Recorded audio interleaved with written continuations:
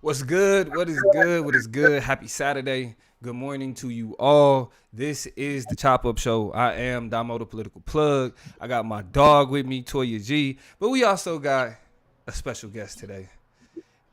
Some may even call this a Destiny's Child reunion. Yeah, yeah. G Lee is in the building. What's Take is good with back. it, bro? Going Mr. on. Education is Elevation himself. You know what I'm saying? Woke up, or well, I guess it's noon over there. We woke up. He joined us. You know what I'm saying? To have this Supreme Court conversation. What's good with you, Toya? What's good, Lee? Listen, another Saturday morning in the hood. Shout out to the Chop Nation. You know, we fluctuating schedules and doing different things and doing what we want to this summer. So, you know, this is a huge part of us popping in when we want to, bringing in who we want to. We just want to talk about some good business. And we got the Mr. Squinter himself. I ain't no telling what he's trying to read right now, but it's No, always good to have Lee in the building, man. accidentally clicked off of Riverside, No, but All I'm back. good. I'm getting invited in. All we lit. good. All good. So we had to bring the Listen up homie. already. We had to. A little rusty, man. Of course, you know how that goes. But we had to bring the homie to talk about this Supreme Court foolishness. So if y'all ain't been paying attention, man, in the last couple days, the Supreme Court been on some. How far are we into the show? We ain't 2 minutes yet. The Supreme Court has been on some foolishness. We will use Yeah, more nonsense. right Time food. nonsense, tomfoolery, all of those PG terms for BS. Right, we Yeah, gonna get to the more colorful language as we get deeper in the show, but we got to keep it PG to get it started. But it's crazy. The Supreme Court is currently attacking progress right now, and so if y'all have not heard, affirmative action has been overturned in higher education, and specifically, to be clear, affirmative action in terms of race considerations, because there are other forms of affirmative action that still take right. place, like legacy admissions, staff admissions, all of those types of things still prioritize one particular group of people, but you can't use race, right? Even though we know statistically that when affirmative action is banned,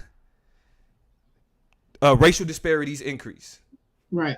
I also think it's important to recognize that gender has not been problematized, and that's important because as a black woman, right? Like, yes, there are some possibilities, but there are some now discrepancies and things that may constrict or even undermine the ability of black women to navigate these spaces, right? So, a lot of different ways that this comes at the expense of a lot of the cracks and crevices of progress that we've been making in terms of just getting more black representation into fields and into areas and into spaces and into disciplines that they were already not a part of, right? A big conversation has been had about what's going to happen to the medical field. One of the Mm, most important and significant components of what allows for equality and equity to be experienced in an already very unequal world. We already know what healthcare looks like in general for everybody, but we know right. that it's quadruply and quintuply bad most of the time for black people in terms of the ability to access care, to have good, fair, like quality care, to have consistency throughout that care with people who understand the cultural intersections, the cultural just elements and components of what it means to be black and live in the United States and have certain medical issues, right? And so now we have even less black students who are able to get into medical schools, who are able to get into undergrad programs, who are able to start to fill the seats in one of the most important areas of our Extremely society's important. infrastructure, right? So that is something that a lot of people are ringing an alarm about because the numbers are already fatally low, like literally fatally low in Hey, that Right. field by itself. So now you have even more barriers to black kids getting to medical school and To be becoming the doctors doctors. that we need to keep us alive, to Right. literally keep us alive. Especially when we know that, for example, black women mortality rates, pregnant black women mortality rates, ridiculous. Let's talk about it. Uh, black symptoms aren't taken as serious. Motherfuckers still believe that black people don't feel pain like everybody else. So Yeah, there are a lot of identity issues that come up with medicine, and it got to do with not having enough people that look like us in that arena. Lee, what was and your plenty of other ones. there we go. And Lee, what was your initial reaction to the affirmative action shit? my initial reaction was I wasn't surprised, but I was initially uh, taken over by my annoyance of people just being legally illiterate, racially illiterate, lacking the ability to read and write when it comes to the law, Issues when of it race. comes to Yeah. race. You feel me? And it just made me think about just the various ways this country be playing them games. You know what I'm saying? So when I think about color blindness, it's like, hey, when you talk about the legacy admissions, you know, if we have a predominantly white institution that has had a legacy of only allowing for white people to be in there, who you think, what race you think is gonna be more likely to be let in on legacy admissions? You know what I'm saying? Right. Okay, when it comes to donating, you feel me? If your daddy give $25 million to the school, you feel me? Name a building after him. Now they're no longer worried about your GPA, your test score, you get in. What race do you think is more likely benefiting from donating? So to me, it's just really, to me, it's just about how language is very important, and about how not only double speak get used, but also how individuals are able to be facetious and deceptive in what's really going on. One thing I want to say too, the last thing I want to say about this before we move to some of these other decisions that have been crazy here lately, and in alignment with what Lee was just talking about. You got donors, you got legacy, you got employees of the university who are able to get their students into this pipeline no matter what, even without affirmative action. But this is why we would be remiss if we didn't point out the danger of junior partnership, because now you have a bunch of Asian Americans. We have to remember that this charge was led not just by white people. This was by Asian Americans who felt as though black people and black students were getting the positions their students and kids need to be getting in certain programs and access to certain resources. But y'all not the legacy. Y'all not the donors. Y'all are not the people who are the shareholders in that particular component. So now you boosted the ability for people with a whole bunch of money who are already in that pipeline to get their kids right on through it. Your kids gonna be sitting right next to our kids trying to figure out why the hell we can't get into these schools. And that is what a lot of the conversation has been about chickens coming home to roost, because the same Asian Americans who got the rights they got in this country as a result of the fight that we did in the civil rights movement, and that the fight that black people have done through Jim Crow and done to even fight against specific literal targets like the Chinese Exclusion Act, right? We've been in the Teach. midst of all of those conversations advocating for that particular Teach. group. But when it comes time to getting access to resources and things like that, Junior Partnership says I'm gonna cozy up to white people. I'm gonna try to get in alignment with the things they have access to the lifestyles they live, to the ways that they think about black people and other minorities, and see where that gets me. And it's gonna be sad to see that it's not gonna get you nowhere, and it's gonna get you And nowhere just to fast. swing the block back, you feel me? It's really something about how the black presence in these particular institutions make other individuals feel like the actual prestige and the value of the degree itself is now denigrated. To Decreases. Come me, on. like, hey, people usually say, hey, you black people, stay out the past, stay out the past, stay out the past. But the way in which people are celebrating this hallmark decision right here is given like, well, granddad only had to go to school at Harvard and Yale with 2% Negroes. I gotta go to school with 12% Negroes. Mm-mm. How dare these Negroes be this? Outrageous. That's really what it's giving, and it's also showing in many. Well, it's like a peep game. It's something about how anti-blackness becomes this little solidarity movement thing, where it's like, hey, the same conservative white people that was not giving a damn about Asians and really advocating for Asian hate. Come It's on. the Right. same conservative white people now that's clicking up with tokenized Asian people. Not all Asian people, but the tokenized ones that want to be able to use and kind of swipe into the minority myth. Them ones right there is able to weaponize how white people have paranoia about our black presence. And then Yes. before we get off of this affirmative action thing too, this last thing I'll say is something that's very revealing. Mm-hmm. We know about the military academy exception, right? Come on. We know Talk about about it. how Talk about it. the people said that, hey, we got a beef with diversity and black people being included in academies and higher education, except for when it comes to the military. Hey, black people, if you willing to put your life on the line to fight in the Navy, Do what you do. the Air Force, the Mm-hmm.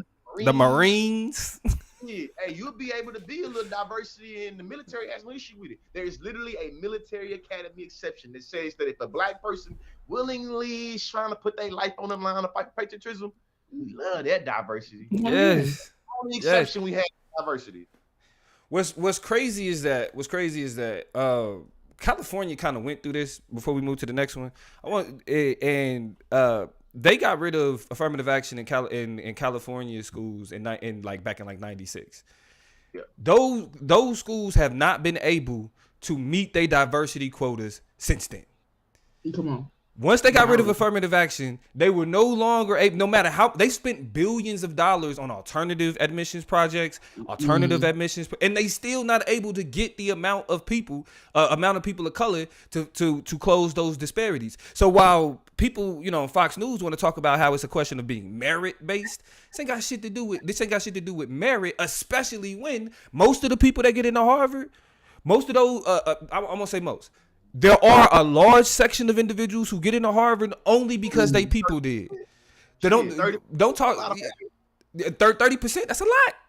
Don't talk to me about merit when you get in just only because your daddy went there, or because your daddy worked for Goldman Sachs, or because your daddy worked for Merrill Lynch, or what I'm saying, your daddy clerked on the Supreme Court, your mama did. What I'm saying, like all of these relationships is just giving people opportunities to go to Ivy League. But when it's a question of making sure black people get those same opportunities, now it's a question of merit. Y'all on some bullshit.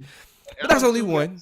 With the intersections of race and class, they show it's something weird about how most people are only zooming in to the top level Ivy League schools and not really thinking about like the state level schools and thinking about the schools that's not as funded. You see what I'm saying? And to end, the last thing I would say is there is going to be some residual impacts on how admissions are funded at HBCUs because a historically black university is literally structured around race admissions. Mm-hmm. Not saying that all admissions at HBCUs are black. I want to be clear about that. There have been white people been going to HBCUs since the beginning of HBCUs. You see what I'm saying? But however, I do not think that there is going to be HBCUs being immune to the way in which admissions is operating, even though we're only focused on the predominantly white institutions.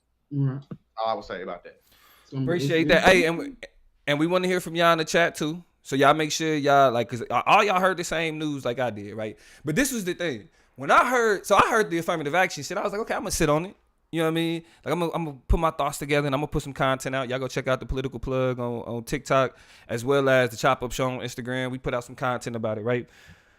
I was on the phone with Toya and George. We was talking about it after it happened the day before.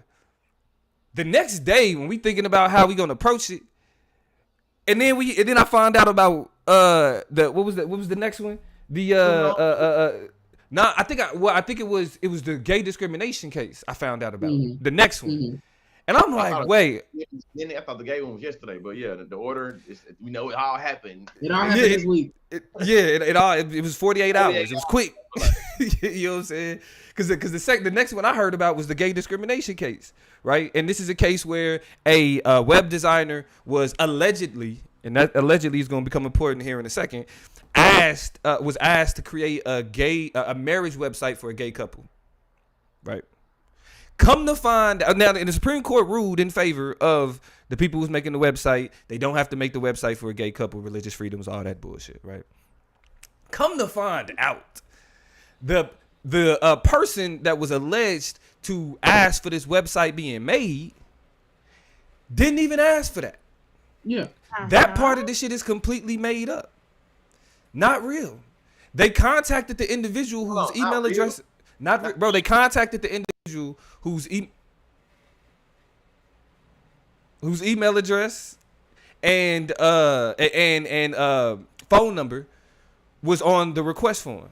They called him and he like, hey, somebody using fake information on the Supreme Court case because I didn't ask for this shit. But the outcome of this case has now led to pretty much legalizing discriminating against gays, right? So now here we are. We get affirmative action. You feel me? Now being overturned, right? So now no special whatever for people of color to get into schools, but we gonna turn around and say it's cool to discriminate against gays. Or you can say it more poetically, right? In America, you cannot discriminate as a reason against somebody's religion, but you can use religion as a reason to discriminate against. See how that works there? Shout out to everybody that's not in America. You feel me? Goddamn, you better be mindful of your liberties and your religion, because I might use my religion to discriminate against you. And that's what I've been saying is an uptick. Well, here's the thing. RIP to Twitter. This is breaking news. Apparently, Twitter is limiting. This is a little sidebar. Apparently, Twitter is limiting our posts. So de facto, I mean, just ultimately, it's kind of over because, boo that. Apparently, if you are an unverified member of Twitter, you get 600 posts a day. If you are a new unverified member of Twitter, you get 300 unverified. I mean, it's 300 posts a day. And if you are a verified member of Twitter, i.e., you paid for that check mark. What is it? $8 a month. Mm-hmm. If you pay for that, you ought to be able to see 6,000 posts a day. So Twitter is basically saying this is a subscription based app at this point. You have to pay to participate. If not, you won't be able to see posts. I say that because before I was really interrupted through my scrolling on Twitter, there was a lot of different posts of LGBTQ businesses putting up signs that's like, if you come in with a shirt that say God or Jesus, if you come in, with certain things that represent your religion, if you are a Christian, like you can't come in, and it's complicated because now there's gonna be backlash, right? This is 2023. There are a bunch of different businesses, and we have grown and pivoted towards celebrating the identity of business owners, right? And celebrating those different spaces and establishments and encouraging those establishments to be safe places for the people they identify with. And now, all of a sudden, you're going to want to try to slide up in there to your favorite co-op or to your favorite tattoo shop or to your favorite. They're going to be like, we don't serve you. You know what I'm saying? I can't do nothing with you. Your favorite bakery, your favorite neighborhood coffee shop is about to deny you service. Because what they say, and this is an old school statement, see if y'all ever heard it, turnabout is fair play. Is what my grandma and them used to say, baby. It's what you did to me. If I do it back to you, that's game. You know what I'm saying? That should be inbounds, and we should be good to go. And so, what I'm seeing, the vibe I'm getting, is that a lot of businesses have the plan and have the intent on backlashing on Christians or on straight people or on whomever they feel like they want to parse out and identify somebody whom they can deny service to as well. Hey, Yeah. it's so yo, look. Cool. It I will not do bro, type shit. What's gonna happen? welcome. What's crazy though is when Toya was explaining that, it made me think, right? So you got a gay tattoo shop, right? I mean, not even necessarily a gay tattoo shop, but just a tattoo artist that just so happened to be gay, right? Mhm. You come in, you like, I want John 3:16 across my chest, bro.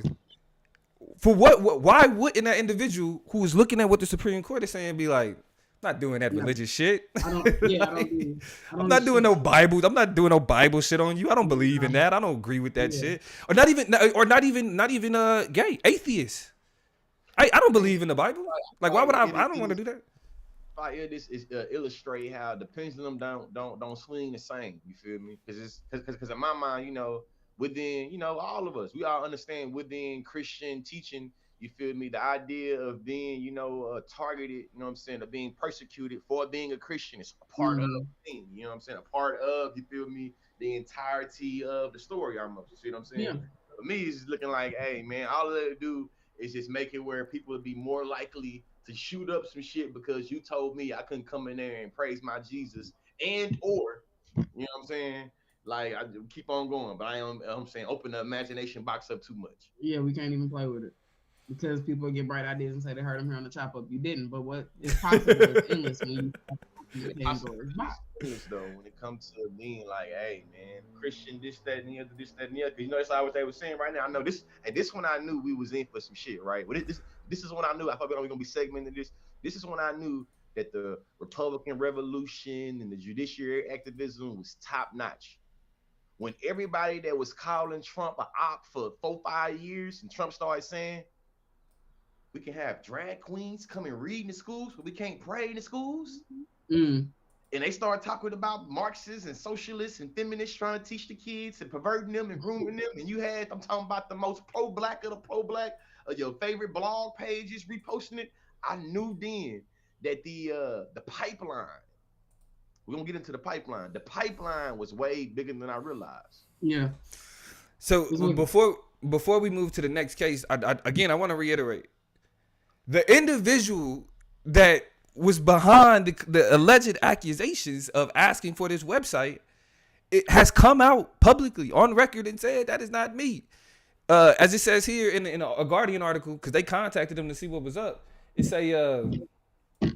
says, but Stewart, who has requested his last name be withheld for privacy, said in an interview with The Guardian that he never sent the message, even though it correctly lists his email address and telephone number. He has also been happily married to a woman for the last 15 years. He's quoted as saying, "I can confirm I did not contact 303 Creative about a website, which is the company that sued, right, for what religious freedoms or whatever." He says it's fraudulent in so much as someone is pretending to be me and looking to marry someone called Mike. That's not me. Two lower courts dismissed this suit for this reason alone. For this reason alone. But the Supreme Court took it and dismissed this part of it. Talking about? Who are we even dealing with? Right. And in the decision, they even say, well, you know, it doesn't have to actually have happened. This is a case that could happen, so we ruled on it. What are we doing? What are we doing? Ooh, and they do it. So all right. So niggas was like, okay. It took us a long time you sing that shit. Sorry. No, it's good, because it took a minute to be like, okay, affirmative action. All right, I'm kind of hot about that. This gay discrimination shit, we don't fuck with discrimination at all. So that's definitely not cool. It don't matter if I'm gay or not, right?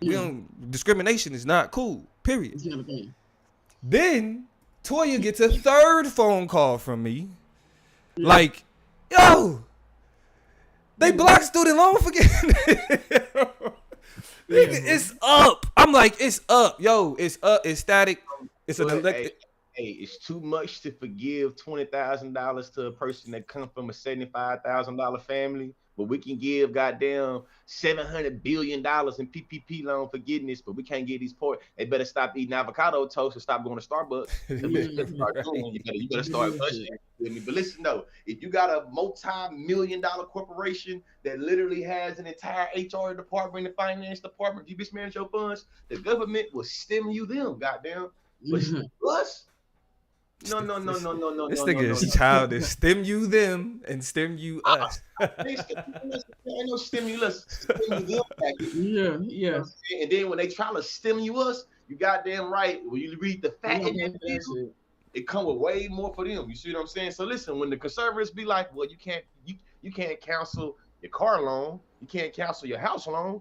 Shit, tell that to all them corporations that you gave them for. Or when you're giving all them kickbacks and subsidies and all them tax breaks. And they playing in our face. And then, and just remember this about this, right? The correlation between when we seen black admission go up, remember, hey, our parents ain't the employees of these universities. Our parents ain't the one donating to these universities. So when we acknowledge that there was an increase of black participation or black admissions in higher education, how we paid for it. So shit, it's bad for you to take the race-based admission. Shit, don't cancel them race-based ass loans you gave me too. Hey, so already to show, hey, people game. Black people took statistically more loans because we don't come from donating families. Yeah, we trying to get out. So shit, we don't come from families where our parents graduated college. Shit, like me and my mama had to figure that shit out together. What? You feel me? My mom was a crip. His mama was a, you know what I'm saying, goddamn, a Tridelt. You see what I'm saying? Your daddy was a drug dealer. You feel what I'm saying? Yeah. His daddy was a goddamn CEO, CFO. Come on now, I'm playing. Yeah. What was you about to say to him? I mean, but just know the idea.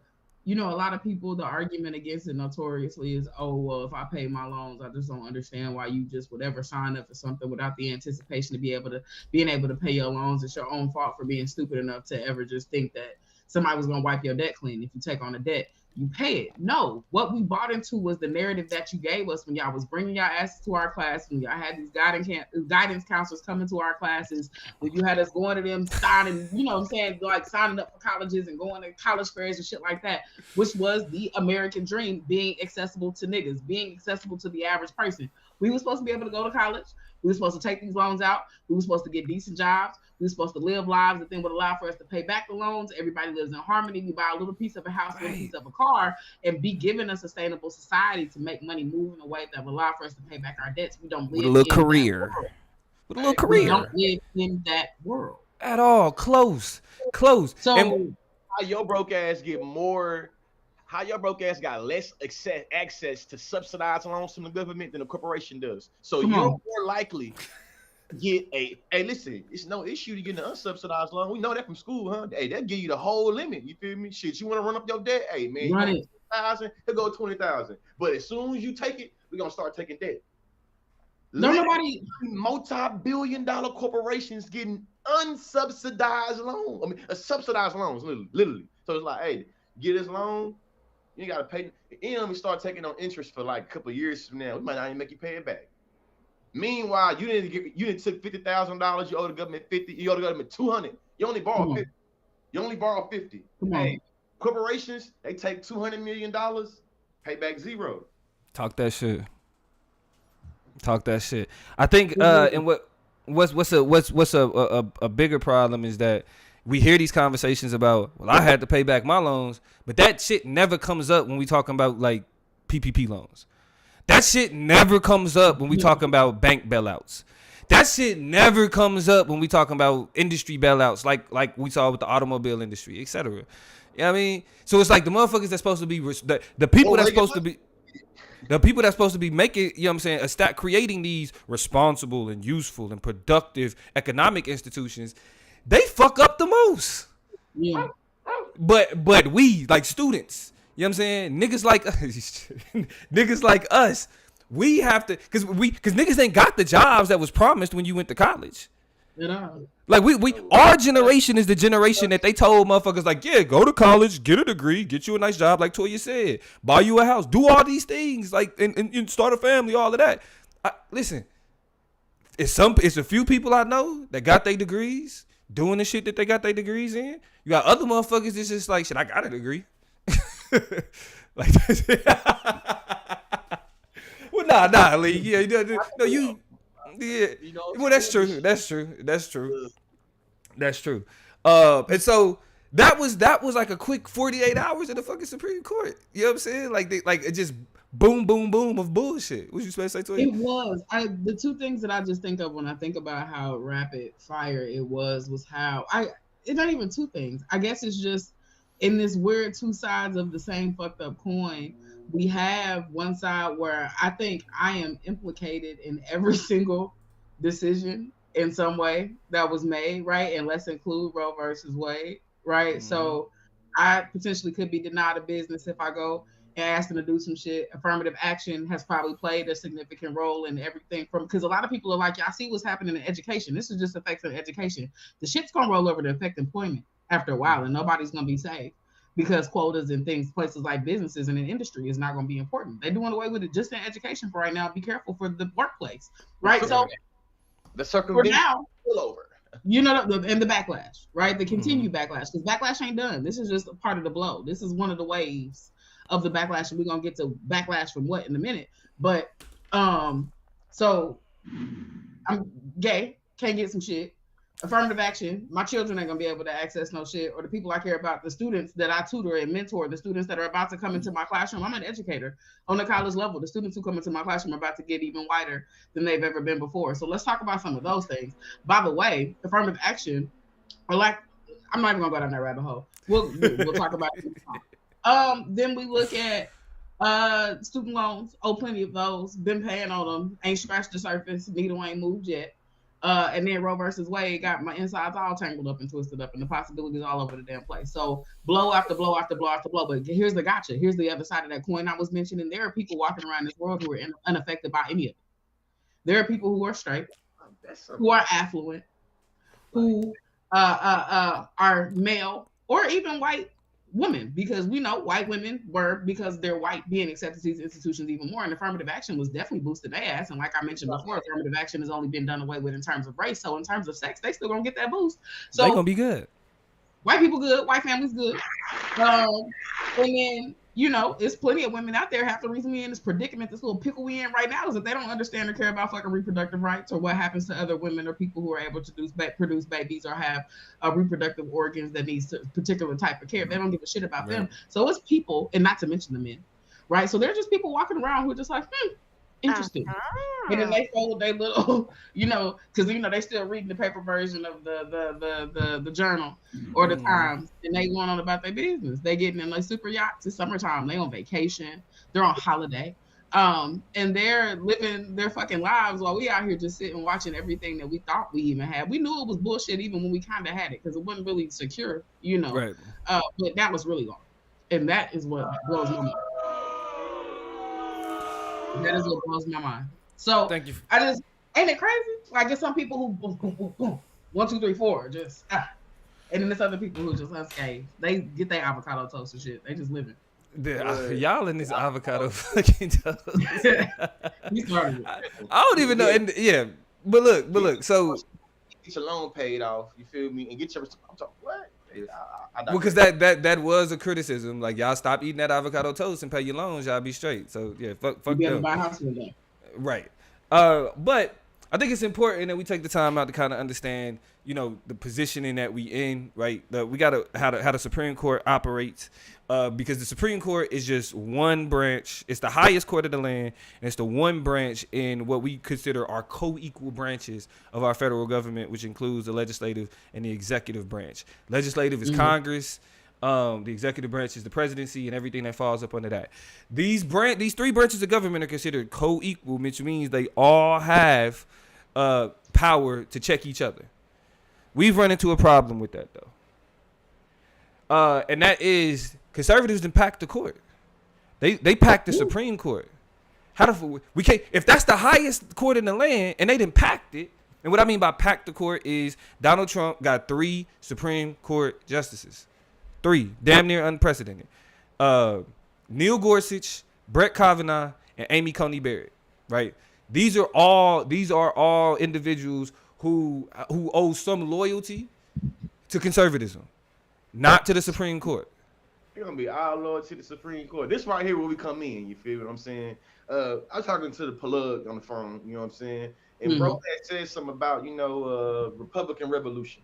You know what I'm saying? And then he started talking about his political shit, about political theater, why. He said some shit about judicial review. You see what I'm saying?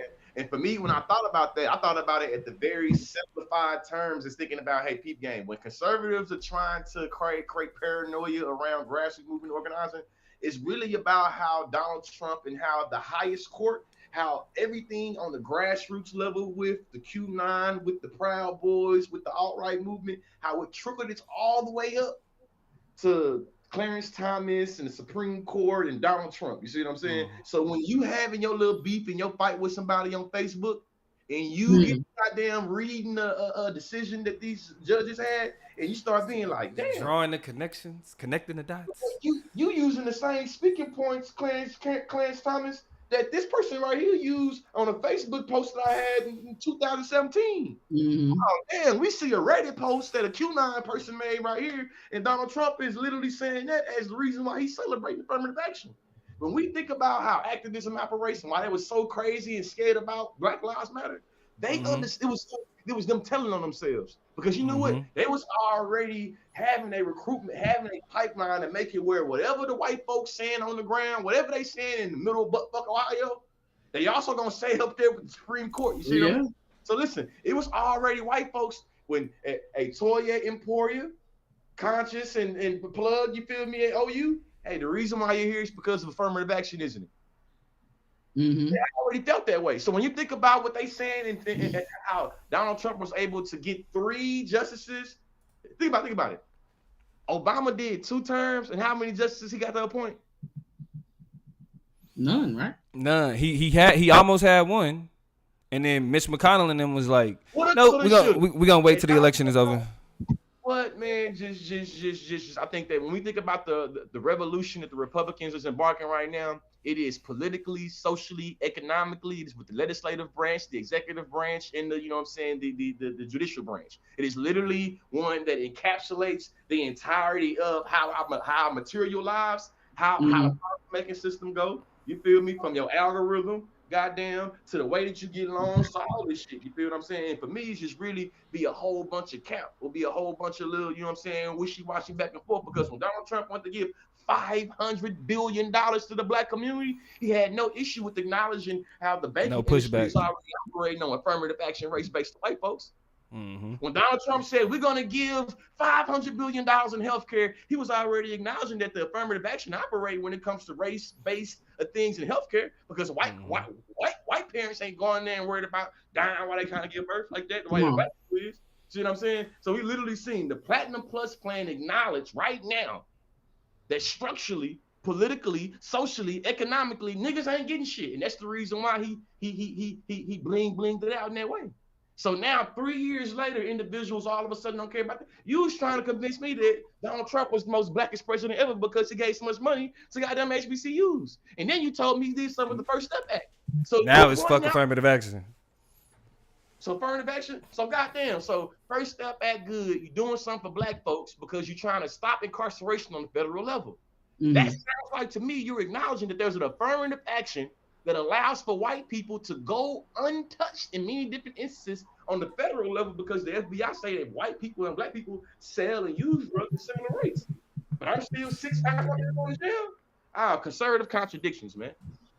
Toya, you had a what is your criticism of these co-equal branches of that term?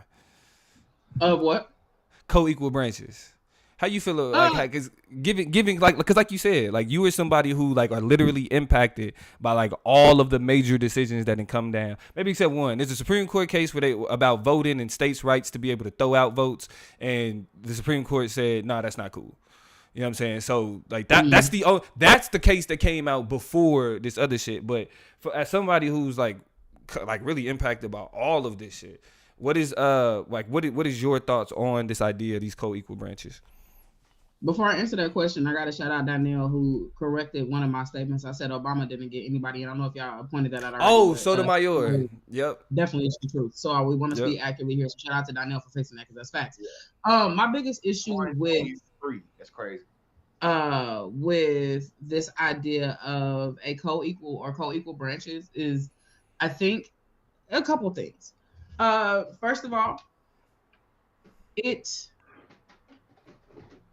allows for people whose politics are wide open, whose logic, whose thought process are just, they write these decisions out and we are able to see and understand how they're processing. We're able to understand and interpret for ourselves whether or not they're being egalitarian in their application of the law, if they really understand or have centered the Constitution, whether or not they're playing politics. We get to see it right there in our faces and we don't get to do shit about it.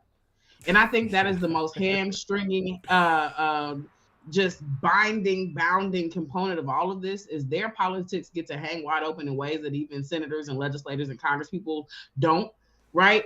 Or legislators of both of those things. But we don't get a say in how then they apply their politics until the day they die. Right. And that's troubling. The second biggest issue I have with the idea of this kind of co-equal government that we have is the ignorance that thrives on and that is predicated on. What do I mean? When we get introduced to school and education in America, and I think it's very intentional, the political system we have in this country is convoluted. It's supposed to be interpreted as this beautiful system of co-constitutive power that's equal and balanced, but it's really kind of contrived and convoluted and really kind of fucked up. But we don't get it taught to us that way. We're not told that the system is very contrived, and so you should be very skeptical of it and lean in to its intricacies and learn about it. There is a president. And then later on, it's like and we get sing-songy, conjunction, what's your function, kind of little soliloquies. I'm just a bill. Instead of real conversations about how important things like Supreme Court justices can be to the reality of the world.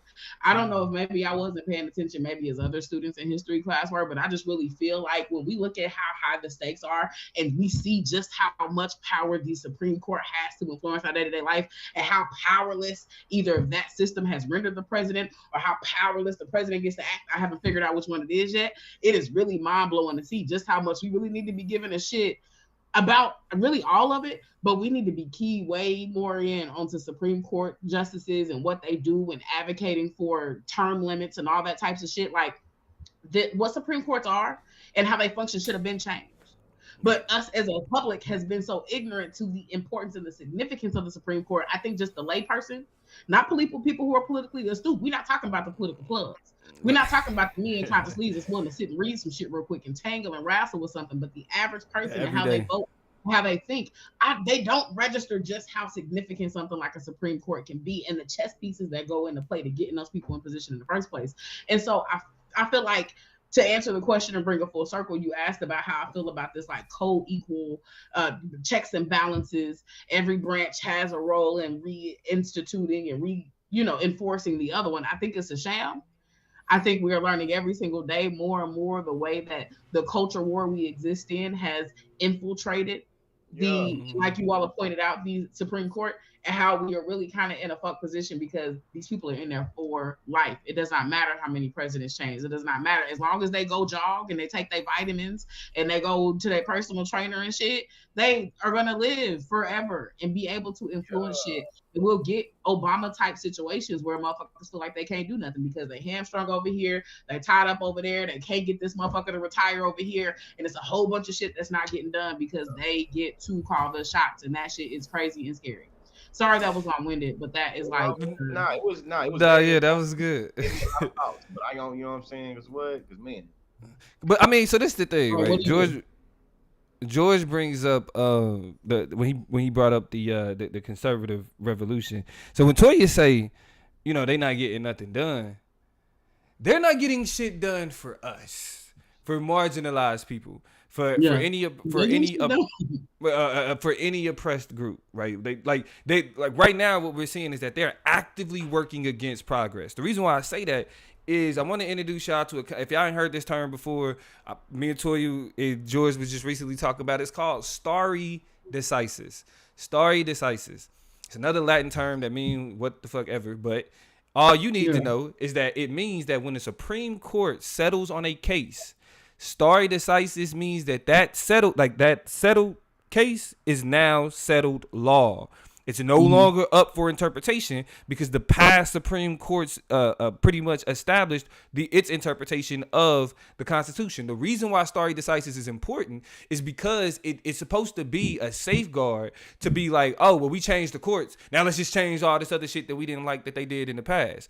Like, nah, like when you have things that are settled, like the Supreme Court as an institution has the ability to decide that this is how the Constitution is interpreted in this instance. And that's settled. It's supposed to set a precedent. It's done. Right? It's supposed to set and establish because in a world where the biggest criticism of the Supreme Court's orientation toward the Constitution and the Constitution itself as the centering or the apex document that guides our government is that it has not changed with the people. That the people who wrote that motherfucker dead, gone, and wrote it with the intent that it would change and transform with this new nation in this new country that was innovating what it meant to have sovereignty and what it meant to be a democracy in this world. It didn't do that. So the stare decisis is supposed to be kind of a stopgap in there that allows for it to move and transform itself over time without rewriting the entire document, exactly. Right? But when you don't allow for it to establish the precedent that it was set out to establish, then you run into a situation where now we revert history, we revert into bad decisions, and the pendulum swings in ways that it was never designed to, literally from the original writer. Right, and so what we're dealing with now is what's called judicial activism. Like they're literally looking at settled law, they looking at past legislation, and they saying, well, because we have the ability to do it, yeah, like fuck with Congress talking about, like or fuck with the executive branch talking about, it's unconstitutional, right? Fuck with this person talking about, fuck with this group talking about, it's unconstitutional. It's damn near a cheat code, right? So even though it's shit that's been settled, just like Roe v. Wade, right? They are still taking these things that have been settled law and saying because we have the power to change it, we're going to change it, right? Yeah. For no other reason. And what's even more, let me say this real quick. Yeah, I say this real quick. What's even more important about what's being exposed here is that the way that they moving proves, like when critical race theorists are saying that the concept of rights that we see in the Constitution actually clash with black people and clash with anti-racism, right? This is what it looks like, right? If you can interpret legislation and policies that are literally meant to combat discrimination, that are meant to combat people being oppressed, people being marginalized, discriminatory in itself, and you're saying, oh, making space for excluded people is unconstitutional. That means that the document itself, the concepts, all still clash in terms of issues of race. It's not beneficial for black people. And me and George had this argument before too, because like sometimes I be on my reformist shit, because I do think I'm a fan of political philosophy, so I do think that like philosophy, the philosophy of politics kind of transcends how it's actual practice, right? Because I think if there are concepts in the Constitution that if it wasn't these motherfuckers dictating it, would be really beneficial for black people, right? This is as an aside the reason why I argue. Nobody negates that. Liberty and freedom is good. I think the thing that I really felt liberated the most in debate, and the portable skill that I feel like I deploy the most in my career now, is how interpretations always vary, and how you talking about clash. That's usually where all the clash happens at. Is at the level of interpretation and how an individual is able to take the black and white law and say, well, I interpret the law this way, which means I can do this thing. And another individual says, no, I interpret the law this way, and that is unconstitutional. So it really, to me, shows that when George Orwell was in his bag talking about Animal Farm in 1984 with double speak and all that other shit, you feel me? To me, it showed that, hey, man, you gave me a framework back then with that work to be able to understand in 2023 what's really going on. So even though we know that the highest court in the land is supposed to be able to set precedents that's able to kind of influence social order, precedents, hallmark precedents, settle law, you see what I'm saying? Which means Roe v. Wade in the 70s should be done, data. We ain't no way. It should be so done that if y'all go in the archive and y'all go look at when these Supreme Court justices was being brought into their spot, when they was being interviewed and questioned, hey, will you try to repeal Roe v. Wade? Roe v. Wade is the law of the land, and I uphold it's stare decisis. Yep. You know what I'm saying? Brett Kavanaugh. You know what I'm saying? You feel me? You damn it doing when we was kids. Hey, show me your hand. You see what I'm saying? That's what they were doing. Hey, had his hand behind his back. No, I won't repeal Wade. No, I won't repeal. You know what I'm saying? And it's just like that's really what it go down to. But going back to that George Orwell double speak and rethinking about how I hold what we taught in high school sometimes to be fake, but you got to still know it so you can understand what's going on. The last thing I say to end this is when I learned about bureaucracies, lobbying, and interest groups, it fucked me up for my whole life. The whole one vote, one count. And really, anytime Damo start talking that shit about reform or anything like this, I sit right here. It's like, hey, fam, peep game, man. When them folks went in Sandy Hook and shot up all them damn kids, and the gun industry and the gun lobbyists and the gun interest groups and the gun bureaucracies had more money equals speech, and corporations is people. My Lord. That means they humanity gonna always trump you and our humanity. Yeah. They speech gonna always trump our speech. That's what I mean. We don't. That's why I say that. That's why I say that. You see what I'm saying? Hey, think about it. Ain't a billionaire that got Clarence Thomas in his pocket. Hold on. Before I knew you was gonna do that. I knew he was gonna do that. Hold on. Go away from that. We can go away from Clarence Thomas. Shit, let's get to these other justices. What they doing and how they using their influences. Let's follow the money. So how much is they getting paid from the NRA? How much is they being paid from Big Oil? Mm-hmm. How much they being paid? So when I start talking about clean water and they start talking about, hey man, shit, I want to go to the beach and be able to eat oysters and my motherfuckers not be. No, you being a tree hugger now. How much you getting paid from the oil industry? Tree hugger. What was you about to say to you? He said tree. Oh no, check out we got some comments. I definitely shout out to Brandon Newby said finally the three amigos are back together, are back convincing again. So that's love.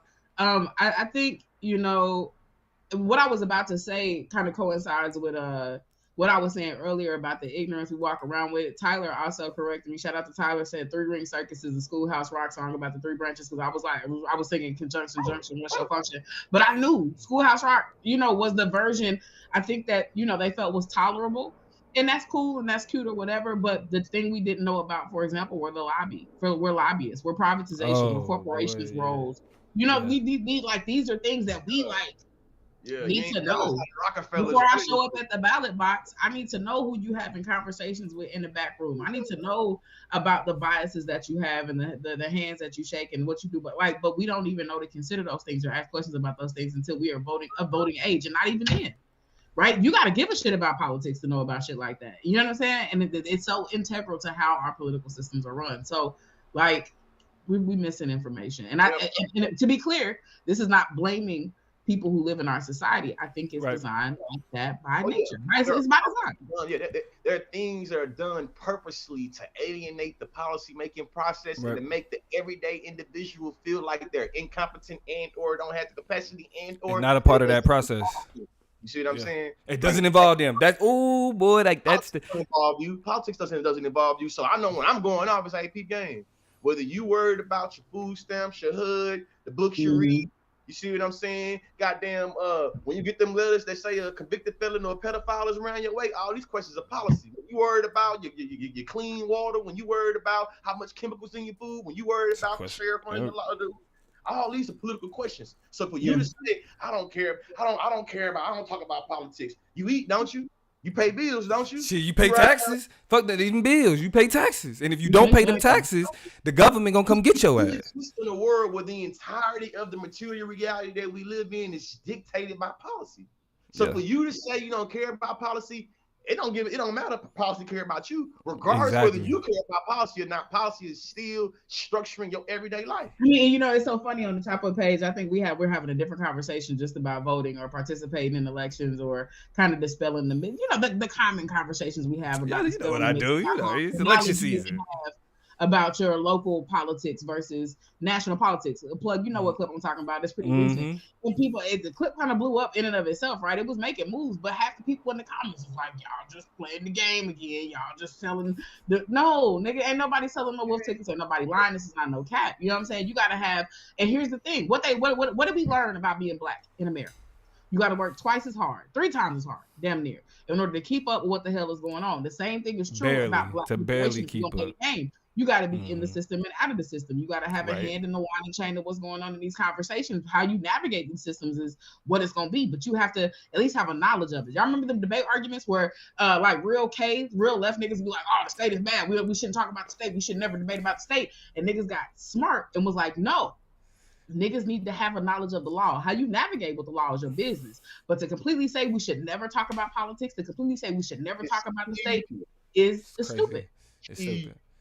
Like it is really going to undermine you. And so the same thing is true about people who have a more activist orientation or activist inclination. Yes, rally, grassroots, be in the street, formulate, use mutual aid, use systems and structures and navigate and create institutions outside of the state proper. But baby, keep your ear to the ground. Shout out to, for example, leaders of a beautiful struggle, right? We gotta shout out to my Be More niggas, right, who are a great, fine example of what it looks like to be a part of political think tanks, to show up in Annapolis, to be in Maryland, doing a lot of the hard work and the heavy lifting, but to make sure that they are invested in doing tangible, meaning, material things in the streets of Baltimore, Maryland every single day. Like you have to do both. We have to work twice as hard. You don't get the benefit. We don't have to prove it. You're picking one side or another. It's just not at all. Yeah, and not at all. Right now is a way for us to go on and lay down their head those romanticized pro-black points about how the Asian community doesn't get involved with the policy-making process and how they don't give a damn what's going on in the elections. I've heard this speaking point talked a lot about in conscious communities. We should do like the Asians or do like the Jews. They don't care about what's going on in politics. Do you see what happened at the highest court in this country? Hello? Yo, hey, listen, got on my TikTok and got on my Instagram and got on my Twitter. I seen, various tokenized Asian families celebrating literally in front of the state's capital about how they've been praying for this day. And let's talk about this. Don't talk about institution building and generational wealth and buying back the block and then talk about playing the game of politics is dumb and stupid. Don't talk about taking advantage of LLCs and opportunity zones and getting loans and that old stupid ass. Who signs off on your LLC? Who is the person that decides that you have a business? Your state, your state, LLC. You say you don't care. You sound stupid. If you trying to convince somebody, hey man, you get you an LLC so you get some tax cuts and tax breaks. You can write that off. These are policies. These are all things that's done by policy. So again, whether you want to be ignorant to policy or not, policy ain't being ignorant to you. Come on, Lee. And you know what? Because that's definitely what I've been preaching. Because it's like you want to run a business, but you don't understand. Look, you You keep it funky. You know what I'm saying? Yeah, Nah, no, you need to. yeah. Listen, if we had more black people like Damo, if we had more Damos, we'd be running shit. Fuck what y'all talking about. Sometimes you just stink. Let it stink. But just be real about the stinkness. But don't try to avoid the stink because the stink gonna be there regardless. My lord. I mean, and there's a question in the chat that I want to get to. I'm gonna get y'all thoughts before we move to the last part of the conversation here. It was a question about Obama and Biden from More Ones. Said, how do you guys feel about centrists blaming Obama and Biden for not codifying student debt? So we say codifying, I'm thinking like creating legislation. Hey, hey, on some debate shit, take everything we just said and apply it to that cross question. apply. Just cross apply. Cross apply, because if you understand the quote unquote checks and balances and separation of power and how a lot of it is a myth and a wash, you can recognize that. What does it mean for them people to be able to codify that law if we still have a Congress that is able to go and reinterpret situated law? You see what I'm saying? So even if they codified it, they would still be able to in 2023 say, hey, listen, what Joe Biden and Obama did in 2012 or 13, whatever they did, 12. They could have came in 2023 and still did what they would have done anyway. Unconstitutional. Here's another thing that you also have to realize, because I think this might also be what More One is getting to too. When we talk about the codification of the law, we're talking about using executive order to make things permanent and official. Here are a couple problems with that we're seeing with the Joe Biden decision, and Joe Biden even commented on that yesterday in terms of student debt and the actions of the court. Right. One of the things he said was like, did you give people false hope? And he was like, no, I didn't give anybody false hope. In so many words, he said, no, the legislators took that hope. The courts took that hope. They snatched away the hope that we have for people to navigate the financial and economic positions that they've been put in. So no, we didn't no. But he also said the fight is not over, which seems to suggest that he might use executive order to get these things done. The same way a lot of people said Barack Obama should have used executive order in order to keep Roe versus Wade solidified, right? And to make sure we had a clear path to making sure that those laws couldn't change. Here's the thing about executive order. And here is the fear that part of the fear of what a lot of these presidents have, the Democratic presidents have, is, again, I said it before, I'll say it again, turnabout is fair play. What does that mean here? That means any extreme measures these presidents go through that is not through the normative means of the legislative bodies means you open yourself up to them presidents coming behind you later and using those same means, and you can't say nothing because you have said what? You have said a you already did it. That's kicker A. Subpoint B is that you also have a Supreme Court. Remember, these they all hamstrung together. They locked in and tied in together. Maybe this is a 3-strand cord. The Bible says a 3-strand cord is not easily broken. Read your word. So what you have to understand is when you have a president that goes out and takes an executive order, you still have a court who can make decisions to completely refute and object to the orders or the actions if they feel like deem them unconstitutional of a president. And now you have a whole bunch of clogged Supreme Court fighting back and forth bullshit that doesn't allow for politics to move itself forward as usual. So now you have also tricky shit that derails the governing that has to happen in this country. So you got a whole bunch of weird tit for tat bullshit on the table, no matter what.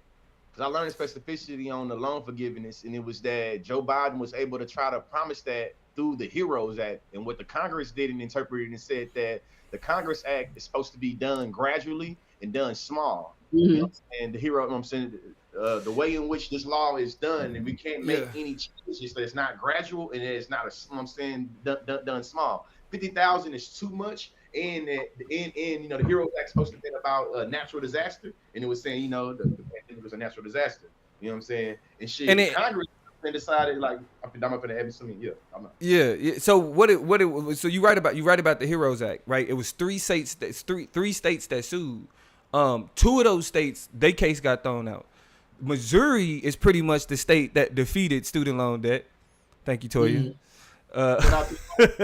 You from Missouri when it's convenient, nigga. When you talk to your shit, you want to rub the cheese. You don't want to be bullied, nigga. You're from Missouri, so eat that. Nigga, we both from Missouri. Niggas do it, man. You know turn your cap around. You know how a lot of suburban transplants do it, man. They probably good as cool. Like, hey, you know what I'm saying? Like, hey, did this nigga call me a suburban transplant? I know you're not talking. I know you're not talking, Mr. 5-bedroom. But anyway. Wow. Anyway, look, I'm not about to play this game with y'all. But look, Missouri, under the HEROES Act, would have the student loan debt relief would have taken away some of the autonomy that they have to utilize those funds. And so the really the whole case was this with the student loan debt. They pretty much just saying you don't have the authority to do that, not using it the way that you used it, right? I mean, really, like small bureaucratic bullshit. Not any like they literally argue About that debate, I'm talking about topicality as like talking about bro, yeah. It literally was a question. It literally was a question of whether or not when they say the right to modify, whether or not how much they modified still fit within the original act. But the good news is that Joe Biden has another avenue to go about this. To still be able to, I forget that, I think it's I forget the name of the act exactly, but Alexandria Ocasio-Cortez pointed it out. Joe Biden also pointed it out that there's still ways for student loan debt relief to take place. You just can't use the Heroes Act to do it. I just hope Joe Biden doesn't use it as a campaign tool and then only do it after he get reelected. Like Exactly. that'll be That some would sucker be shit. that would be ass. But this to that's what we enough though. It is what it is. get ready to close it out, we would be remiss if we didn't speak to one of the biggest embarrassments to black people, black history, because he's black history. Like, as much as we hate to admit it, this nigga Clarence Thomas is what, the second black Supreme Court justice after the great Thurgood Marshall. You feel me? So he's I mean, and he's one of only three to ever, including Ketanji Brown Jackson. We in a situation where this nigga who's supposed to be black history is embarrassing us on the national stage. It's a few things that we want to point out about Clarence Thomas, and I'm gonna get your thoughts on. And it's before we talk about the affirmative action shit. Before we got to this week, Clarence Thomas' wife, Jenny Thomas, was found to be communicating with people in the Trump campaign, working to overthrow the election. And to have information or at least insider news about January 6th, potentially. I think she was implicated in those investigations as well. Right, like literally texting Mark Meadows, who was in the Trump administration, like, hey, what we got to do? We need to get him back in there. What we got to do, right? So already he been looking at some issues for a while now. Then, and the Chop Up did a show. We did a show on this about a couple months ago or so. They found out it was exposed. Was it Axios? I think that exposed that Clarence Thomas is literally receiving millions and millions of dollars in gifts and vacation. Billion. I'm playing.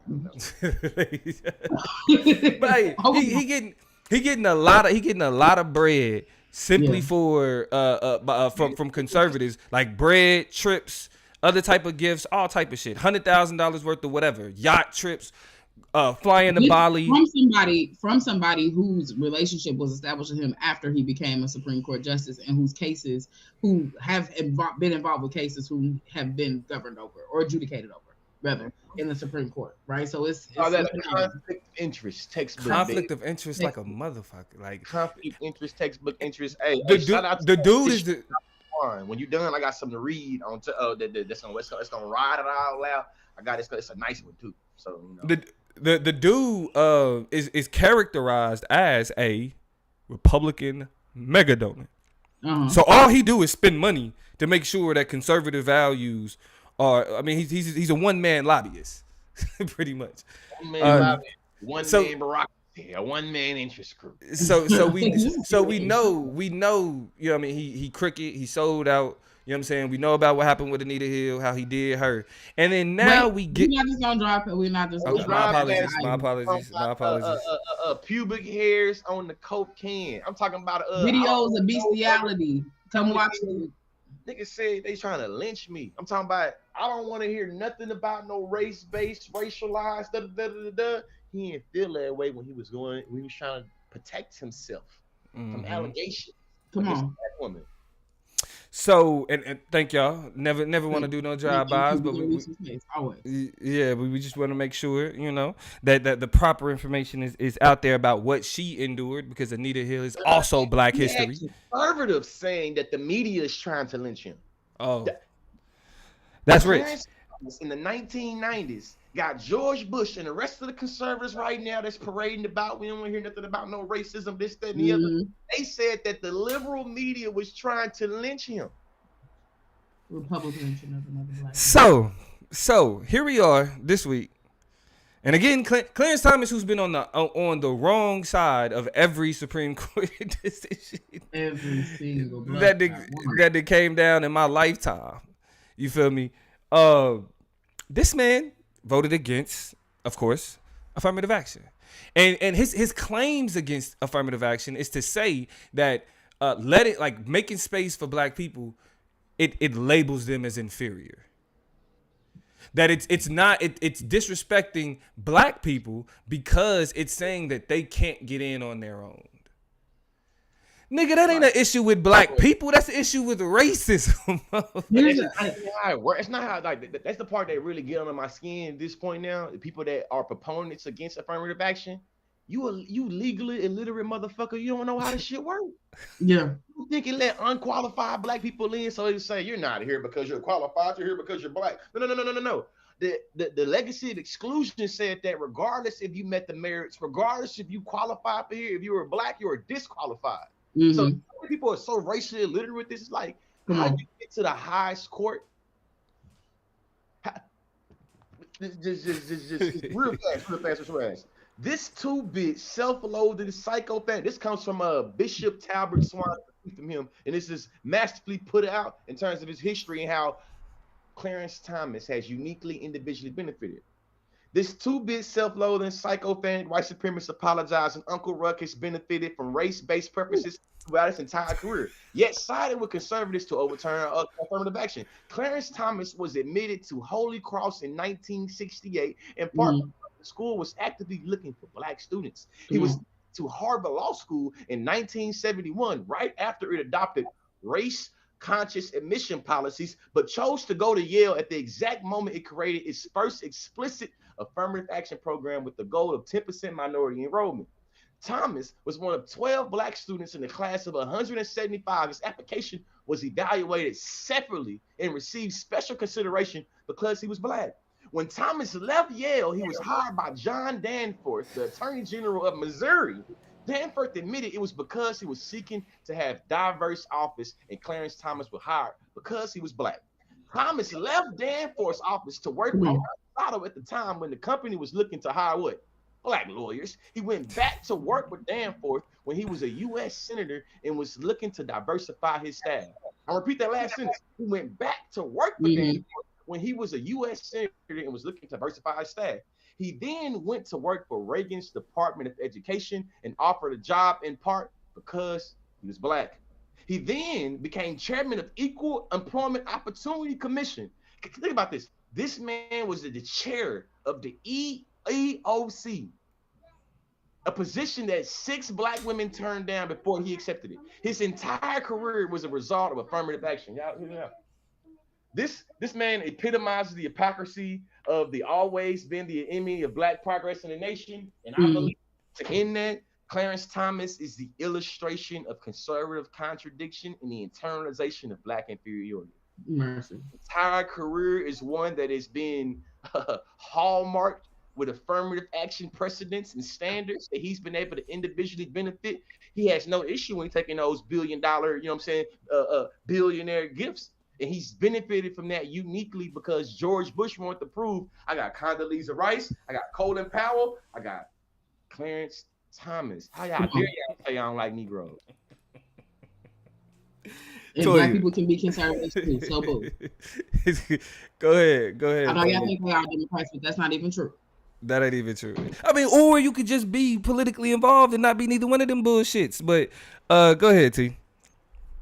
I mean, I don't really have a lot to add. I think that resume in and of itself speaks for itself. A lot of people were like, oh well what, and these are all, we love our free thinking blacks, the ones who are also just, tired of us playing the race card every time it's time to have a conversation. So a lot of people are like, oh, why y'all only talking about Clarence Thomas? It's 5 other decisions that made the reality what it is in terms of affirmative, because he's the nigga who benefited from everything that had it. That's why. Right? I guess if we had to, criticize somebody else, Amy Coney Barrett, because you too stupid to fucking realize that affirmative action was helping white women anyway. Right? That a lot of the reason you found your way to the Supreme Court is that Republicans and conservatives wanted to show that white women were powerful in the conservative party and taking the charge of conservative politics in this country. So your ass got placed and boosted, even though you had never even adjudicated over the cases necessary. What? That would make you even qualified to participate in this big of a role in the United States federal government. Amy Coney Barrett was an affirmative action hire, straight up. She was an affirmative action hire for the Supreme Court. You didn't even meet the merits. As a matter of fact, Ketanji Brown Jackson was more qualified than all these motherfuckers, and y'all felt like she was unqualified because of her blackness. And then set up and accosted her and throughout her judicial hearing, and treated her like she wasn't supposed to be there. Like she was in the wrong room, like the bathroom down the hall. But y'all let this hoe slide in. Like it's really stupid. And so to answer that question, why we not as upset as everybody else as we are him, is because he's stupid and she's stupid too. Right? I just, I think when it's all said and done, and here's a snippet, I want to read a post from his decision because I think this is important in order to understand the weirdness. I just think the misledness of his case, because it's not even that he has an unquestionable, like, I guess I don't want to be ableist, but blind belief in white people or a white America. I don't even think he's buying into the logic of post-raciality, which is what we kind of want to believe, is that he right. Over. Yeah. But here's a snippet from his decision. The great failure of this country was slavery and its progeny, and the tragic failure of this court was its misinterpretation of the Reconstruction Amendment. While I am painfully aware of the social and economic ravages which have befallen my race and all who suffer its incrimination, I hold out enduring hope that this country will live up to its principles so clearly enunciated in the Declaration of Independence and the Constitution of Independence and the Constitution of the United States, that all men are created equal and equal citizens and must be treated equally before the law. What does this statement mean? It means he believes in the hope of the Constitution that he has bought into. Not post-raciality, but the figment of imagination, which is that this country has investments in undoing white supremacy and allowing for, freedom and justice and liberty for all, right? And I think that's what's more dangerous. It's not even that he's pretending that it's not there. It's that he's willing to acknowledge it, but says that for some reason the court misinterpreted the Reconstruction Amendments, misinterpreted the points and the purposes of things like the 13th, the 14th, the 15th, that have misunderstood the strides that these groups have had to make as lines of flight from the particular amendments that are being made in the Constitution. He really believes that he's willing in both breaths, out of both sides of his mouth, to say in one breath the racism is real, but also I have some incoherent belief in the fact that the system can correct itself. And I think that's what's most bewildering out of all of it, because then you have the refreshing takes of people like Ketanji Brown Jackson, who are like, no, this shit is stupid. We are not dumb. You have attempted to elucidate to this world that does not exist, and you want law to exist in a world, in a context and in a way that the society and the world we live in doesn't.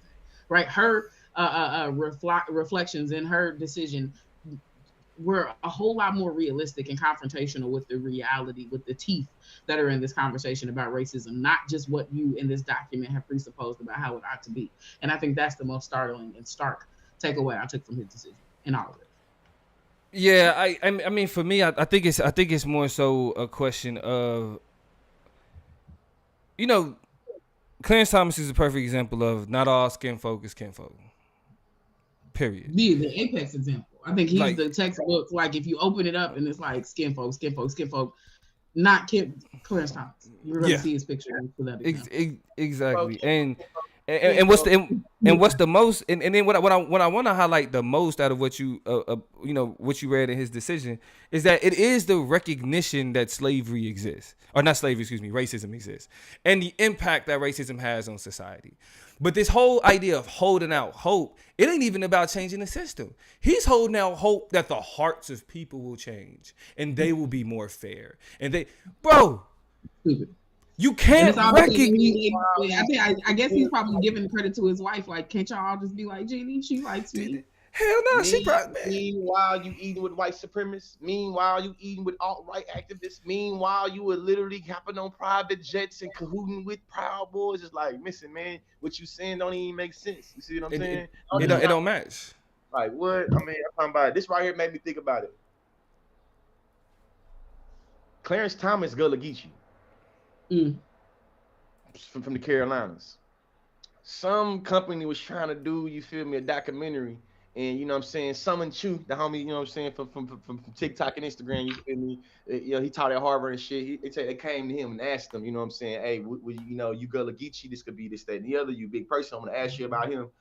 They asked him about how the Gullah Geechee, how did his community feel about Clarence Thomas, with him being the most powerful Gullah Geechee in the land. And he was clear to say, like, I don't speak for all Gullah Geechee, but for what I know is then he basically like, we don't fuck with him, basically. Yeah. Made a point to say, like, they did not include what I said about him in the documentary, right? Really thinking about the ways in which how Clarence Thomas figured out how to be a outlier and stand out in a way where he victimized himself, but that victimization was almost like what they accused Michael Jordan being. Like, you make up stories to give yourself fuel, or you make yourself be mad and upset because you perform better that way. You know what I'm saying? Yeah. Hey, PBS made a documentary about Clarence Thomas that y'all all should go check out to really understand. That little tweet I just read, you can learn way more about that and firsthand account insights with his classmates, his cousins, and all that. You feel me? How he going to school with fourth generation, third generation legacy Yale students. They draped up in designer, and he decided to come in overalls, and he wore it as a uniform because he wanted to make sure he stood out. He hated this, that, and the other. That's how you felt when you was early 20s. Now you will have an old you is, and you cheeked up with y'all really should go learn Clarence Thomas villain origin story. That's what I was talking. Now look, but real quick, I'm gonna give y'all the TLDR. That nigga is a race traitor. Period. Like, racism creates sides. Okay? We create sides. Black is at the bottom of that hierarchy. White is at the top of that hierarchy. Black people who use the top of the hierarchy, their standard, what they care about, what matters to them, and adopt that to kind of climb, to attempt to kind of climb up that hierarchy to get better proximity. I don't give a fuck what you believe about the existence of racism. How to address it, how to challenge it, like how to strategize against it ain't got shit to do with hope. We know what we need to do. We have to create policies to push back against de jure segregation. We know de facto segregation is illegal. We know you can't just, when it comes to gays, we don't know. Now that shit is up in the air, because I can see some civil rights. I can see some civil rights pushback. You know what I mean? Motherfuckers still being sued. Like, nah, you can't discriminate against me type shit. I can see that happening in the future. But what's important to recognize is that because of the ways in which racism is ingrained in our society and how it's normalized, how that's racism is our default, even for black people. When we be like, man, black people can't. Why do black people do? That is racist language. That is racist propaganda, right? So that means that even our default as black people who push back against racism, who can recognize racism, got a problem with it. We recognize that our default is still to buy into that ideology, that way of thinking and understand, and that type of anti-blackness. When he is saying that he hopes that whatever, that means that you have failed at your fucking job. Because your job as somebody that's a part of the system, a part of the institution, is not to hope that things change. It's to introduce change. To make it be so. Yeah. Exactly. It's the will to change. I'm about to say what I'm gonna say next. I'm gonna make a TikTok video while I say it. You know what I'm saying? And look. And nobody else has the power to introduce policies or even a understanding of constitutionality that reflects that, okay, the Constitution is supposed to help us challenge racism, than Clarence Thomas. But because he's adopted this role, he's the token conservative, the race traitor, the black person that's willing to say the things that white people feel comfortable about because they say it about black people, and they can say, look, Clarence Thomas says that he's black too. Look, Clarence Thomas went through this. He's black too. Hey, Candace Owens don't get appointed to Supreme Court when Clarence Thomas move out the way. Why? She don't need no experience, no degrees, none of that. The bar. No. Right. You know what I'm saying? So, that right here. So to cap it off before George makes his, y'all, we are all here. We about to watch a viral video in the making. But the last thing I'll say, the last thing I'll say before we pass this to George and start to close this thing out is racism requires institutional involvement. Regular people just running around, we are too socialized into anti-black racist beliefs to be able to just generally fall out of racism. We have to use institutions that are available to us in order to actually push back against our default racism. And the last thing I say is the last thing I'll say is this: the whole concept of using the master's tools to deconstruct the master's house. I said this in my video on Instagram. Y'all make sure y'all go check that out. And on TikTok, Clarence Thomas and Supreme Court conservatives are trying to make that concept unconstitutional. When we're saying that creating policies to challenge racism is actually unconstitutional, then we're criminalizing anti-racism. That's what's happening. Yeah. Go ahead, Lee. America is Titanic that hit the iceberg in 2008, and this motherfucker been slowly sinking while the music playing since then. And right now, all we can do really is just enjoy this old sinking ship or we get to the bottom of the ocean and hope nobody hop for a submersible to try to come look at it. To get the wreckage. The rest of the world, when America sink down, do not hop y'all ass in no submersible to try to come do the wreckage because listen, man, it's a godless sight. Yeah. Occasional elevation. Listen, I say this and then I'll go because I'm being clear with y'all. I'm not opening up another can of worms with this, but I want to be clear about Lee saying 2008 because earlier in this conversation, I told y'all all this shit was backlash. What is it backlash to? Drum roll, please. The election of President Barack Obama. They've been pissed ever since then. They've been toned the fuck up. They've been on the edge of their seats and they've been waiting. They've been allowing for the pieces to fall the way they would. They've been orchestrating plans. They've been moving niggas out the way. They don't give a shit about these other presidential elections. They've been moving in Supreme Court justices, Congress people, and folks in the House of Representatives out the gate, right? Who are climbing their way up to influential positions to set us up to where we are right now. So how did we get here? How did we start at 2008? Why have they been started up since then? My people are turning over in that grave. How dare you let a nigger be at the highest position in this damn? You know what? Dead bodies. You know what? I miss the good old days when niggers just knew their position. The world would be a lot better if niggers just understood what their position was. The bitches went in the kitchen and made the shit, and the gays stayed in the closet. That's what the world was much better. You know when yes. Oh, if that was just satire, I would be cracking up laughing. But goddamn it, satire, you niggers talk back too much. And I miss the 70s when niggas said something to me and I look at them and they said, "Yes, Sebastian. Yes, or no." I miss the good old days. I miss the good old days. Was niggas saying massa in the 70s? Was niggas saying massa in the 70s? Yes. Down here in this part of right here where I'm at, you know, Brian, Texas native. I got you. Y'all probably still have plenty. Yeah, Texas niggas was the last niggas to know that they was free. But look, hey, shout out to Brandon. Brandon said we had such a solid conversation that, you know, we probably about to go viral with it. I hope so. Help us out with that. If you haven't already, hit that thumbs up, hit that like, hit that love. Thank y'all so much for even sitting on y'all Saturday morning and vibing with us through this conversation. Go ahead and share that thing. You know what I'm saying? Put a caption. Don't put a caption. Just put it on somebody's timeline so they know what's up and they know that we talk about some real shit over here on the Chop Up Show. And shout out to Lee. Right, we have great conversations with Consciously. We glad our brother popped in here, but we also be rocking and jamming and doing our thing in here, even when Lee is doing other things. You know, we are the Conscious Collective. We work together as a unit. We are our own special think tank and political mind that work together to help each other move forward. But Mm-hmm. stuff like this happen every week. You know what I'm saying? So make sure y'all letting folks know who's in y'all circle that the Chop Up Show be talking about something. We got something going on here. And again, thank you, Brandon, so much, and everybody else who shows love, who sits around with us, who talks to us in the comments, with us in the chat.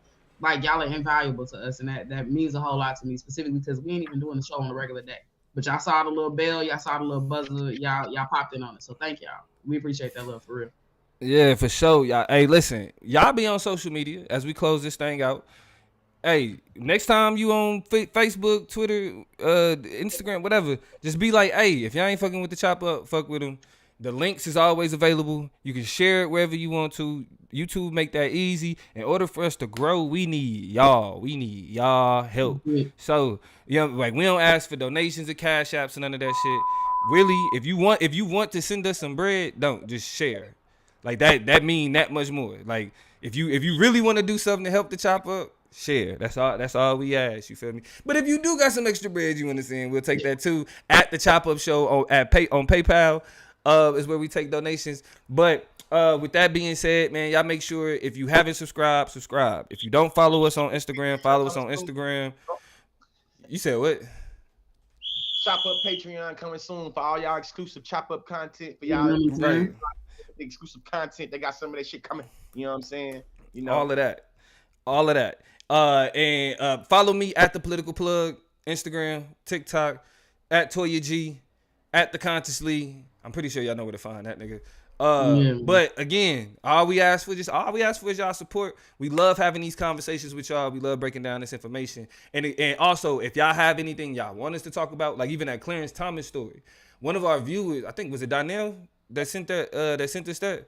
Shout out to Donnell. Mm. I think who Donnell sent us the always, Clarence Thomas story. keeping us plugged in. It sent us stuff on multiple occasions, so it could have been, Yeah. but Yeah. So y'all, if y'all got some shit y'all want us to break down, get into, you know what I'm saying? Go ahead and send it to us. We always checking, making sure we having the conversation that y'all want us to have.